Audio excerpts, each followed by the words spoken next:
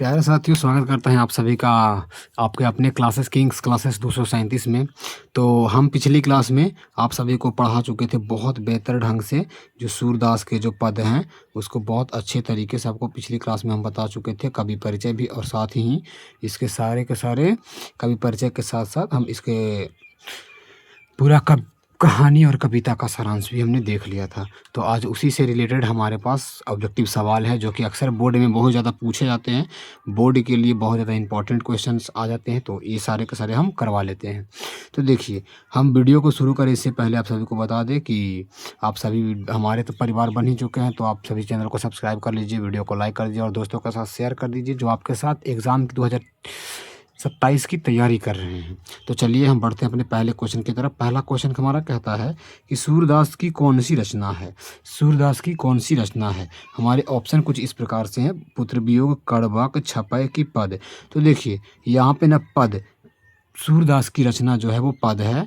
आपका पूछेगा बोर्ड में, अगर आपसे बोर्ड वाला पूछेगा क्वेश्चन तो वो इस प्रकार से बनाएगा, इस तरह से लिख देगा पद, और पद के नीचे दो पद इसमें पढ़ना है। एक तो हमारा सूरदास जी का है पद सूरदास, और दूसरा हमारा है पद तुलसीदास का। एक दूसरा हमारा है तुलसीदास का पद, तुलसीदास, पद तुलसीदास। ठीक है, ऐसे आएगा आपसे तुलसीदास का पद तुलसीदास, ये हो जाएगा हमारा। ठीक है, तो ये जो हमारा है वो हो जाता है पुत्र वियोग, सूरदास जी की पद है। अगला क्वेश्चन कहते हैं कि सूरदास जी किस भक्त मतलब सूरदास जी किस भक्ति के कवि हैं। सूरदास जी किस भक्ति के कवि हैं। ऑप्शन हमारे इस तरह से हैं: राम भक्ति, कृष्ण भक्ति, मातृभक्ति की देशभक्ति।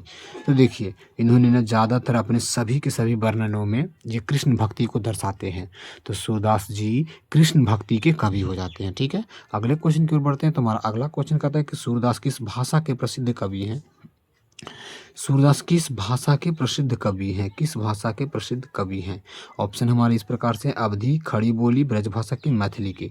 तो देखिए, ये बेसिकली रहते थे ये ब्रज की ओर, तो इन्होंने ना मतलब ये ज़्यादातर ये ब्रज भाषा का वर्णन करते हैं। ठीक है ना, तो अगर आप भाषा पूछेगा तो ब्रज भाषा। ठीक है ना, ब्रज भाषा आपसे जब भी ऑप्शन पूछेगा तो आपको देना है ब्रज भाषा में आंसर। ठीक है, अगले क्वेश्चन की ओर बढ़ते हैं। तो हमारा अगला क्वेश्चन कहता है कि वात्सल्य के विश्व में अद्वितीय कवि कौन है।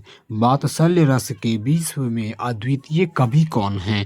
तो देखिए, वात्सल्य रस की बात हो जाता है, जब भी वात्सल्य रस आता है तो ये होता है स्नेह में। स्नेह में जैसे कि किस में, माता स्नेह जैसे में माता पुत्र के बीच, माता पुत्र के बीच। ठीक है, माता पुत्र के बीच, माता पुत्र के बीच, माता पुत्र के बीच। दूसरा हमारा हो जाता है, दूसरा हमारा होता है पिता पुत्र के बीच, पिता पुत्र के बीच, माता पुत्र के बीच और पिता पुत्र के बीच, पिता पुत्र के बीच, ये हो जाता है।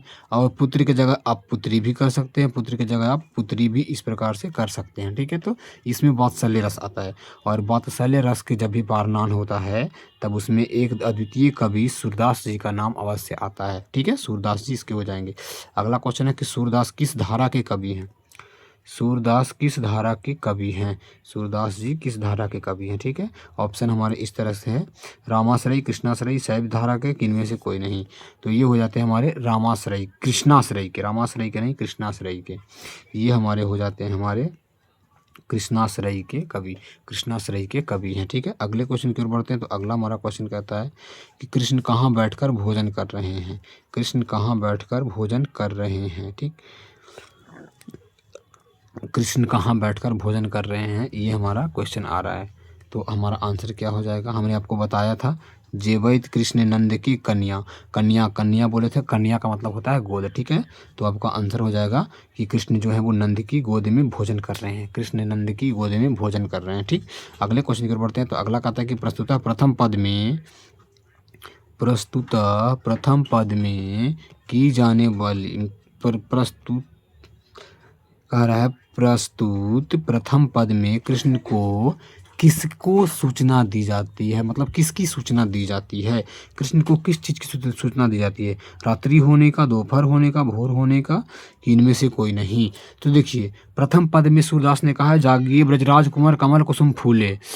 तो उसमें ना उनको भोर होने का संकेत दिया गया है, भोर होने का संकेत दिया गया है। हमारा ऑप्शन नंबर सी सही हो जाएगा। ठीक है, अगले क्वेश्चन की ओर बढ़ेंगे। तो अगला हमारा कहता है क्वेश्चन कि सूरदास हिंदी साहित्य के किस काल के कवि हैं। सूरदास किस काल के कवि हो जाएंगे। ऑप्शन हमारी इस तरह से आदि काल, भक्ति काल, रीति काल, क्या आधुनिक काल। देखो भक्ति काल के ये कवि हो जाते हैं। जब भी आपसे भक्ति काल की बात कहेगा, जब भी आपसे भक्ति काल की बात कहेगा, तो आपको कम से कम 3 कवि के नाम जरूर आने चाहिए।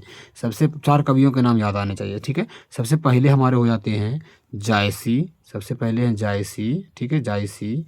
दूसरे हमारे हो जाते हैं दूसरे सूरदास। तीसरे हमारे हो जाते हैं तुलसीदास, तीसरे तुलसीदास। और चौथा हमारे हो जाते हैं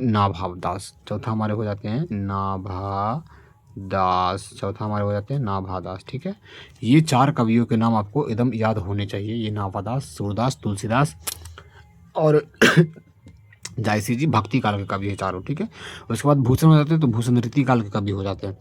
हमारा अगला क्वेश्चन है कि कौन सी कीर्ति सूरदास की नहीं है। कौन सी कीर्ति सूरदास की नहीं है। सूरसागर, साहित्य लहरी, सूर सरावली की सतसई। तो देखिए इन्होंने सूरसागर भी लिखा है, साहित्य लहरी भी लिखा है, सुर सरावली भी लिखा है, लेकिन सतसई नाम का उन्होंने ऐसा कुछ भी नहीं लिखा था। ठीक है, सतसई इनका रचना नहीं है, सतसई इनकी रचना नहीं है। अगले क्वेश्चन की ओर बढ़ेंगे। तो अगला हमारा क्वेश्चन कहता है कि कौन सी रचना सूरदास जी की है। कौन सी रचना सूरदास जी की है, कौन सी रचना है। तो हमारा ऑप्शन इस तरह से हो जाता है कि सतसई, दोबाहावली, सूरसागर की गीतावली। तो इसमें से हो जाएगा सूरसागर इनकी रचना है। ठीक है, अगले क्वेश्चन की ओर बढ़ेंगे। तो नंबर क्वेश्चन कर रहे हैं, क्वेश्चन नंबर 11 कि सूरदास को किस चीज़ की भूख है। ठीक है, तो सूरदास को किस चीज़ की भूख है। तो देखिए सूरदास जी को ना कृष्ण की जूठन की बहुत भूख थी। जैसे लास्ट में आया था लाइन कि मांगत सूर जूठनिया, तो सूरदास जी को कृष्ण की मतलब उनको भूख थी। ठीक है, अगला हमारा क्वेश्चन कह रहा है कि सूरदास की अनुमानित जन्म तिथि क्या थी।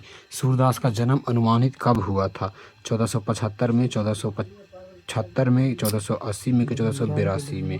तो देखिए सूरदास की अगर हम अनुमानित जन्म की बात करेंगे, तो इनका जन्म की बात किया जाए तो इनका जन्म हुआ था कब। अभी दोनों में से कोई भी एक ले सकते हैं, दोनों में से ये ए और बी दोनों ही टाइपिंग फॉल्ट है, तो ए और बी दोनों में से कोई भी एक आंसर हो सकता है। 1475 में इनका जन्म हुआ था। ठीक है, अगला क्वेश्चन कह रहा है कि निम्नलिखित में से कौन से कवि अष्टछाप के नहीं है। निम्नलिखित में से कौन सा कवि अष्टछाप का नहीं है, कौन से अष्टछाप का कवि नहीं है। तो देखिए ऑप्शन ए में सूरदास, दूसरे में कृष्णदास, तीसरे में है जायसी और चौथा में है हमारा कुंभन दास। तो देखिए ये तीनों के तीनों जायसी तक ये अष्टछाप के कवि हैं, लेकिन ये कुंभन दास नाम के कवि नहीं हैं। कुंभन दास कवि जो हैं ये अष्टछाप के कवि नहीं हैं। ठीक है, अगले क्वेश्चन की ओर बढ़ेंगे। तो अगला हमारा क्वेश्चन कहता है कि कछुक खात कछु धरनी गिरावत, छवि निरखत नंद रनिया। इसमें कौन सा अलंकार है। तो देखिए इसमें कौन सा अलंकार है। उपमा, रूपक, यमक, अनुप्रास। तो देखिए छवि निरखत नंद रनिया, इसमें ना उपमा अलंकार है, इसमें उपमा अलंकार। छवि निरखत नंदरनिया में अनुप्रास अलंकार है। ठीक है, इसका सही आंसर जो हमारा हो जाएगा, सही आंसर डी हो जाएगा, अनुप्रास अलंकार है। अगले क्वेश्चन की ओर बढ़ेंगे। तो अगला हमारा क्वेश्चन कहता है कि कमल कुसुम फूले में कौन सा अलंकार है। कमल कुसुम फूले में कौन सा अलंकार है। अगला क्वेश्चन कह रहा है कि कमल कुसुम फूले में कौन सा अलंकार है। कौन सा अलंकार हो जाता है हमारा। उपमा अलंकार, अनुप्रास अलंकार, रूपक अलंकार कि यमक अलंकार। तो इसमें भी अनुप्रास अलंकार है। ठीक है, कमल कुसुम फूले में भी अनुप्रास अलंकार है। साहित्य लहरी किनकी रचना है। अगला हमारा क्वेश्चन कह रहा है साहित्य लहरी किनकी रचना है। जायसी जी की नहीं है, सूरदास जी की कबीरदास की नहीं है, तुलसीदास की नहीं है, तो ये जो है शहीद लारी सूरदास जी की रचना है। ठीक है, अगले क्वेश्चन की ओर बढ़ेंगे। तो अगला हमारा क्वेश्चन कहता है कि सूरदास की रचनाओं का भाषा क्या था। तो पहले ही बता चुके सूरदास जी ब्रज भाषा के एक प्रसिद्ध कवि थे। ठीक है, अगले क्वेश्चन की ओर बढ़ेंगे। तो अगला कहता है सूरदास के गुरु का क्या नाम था।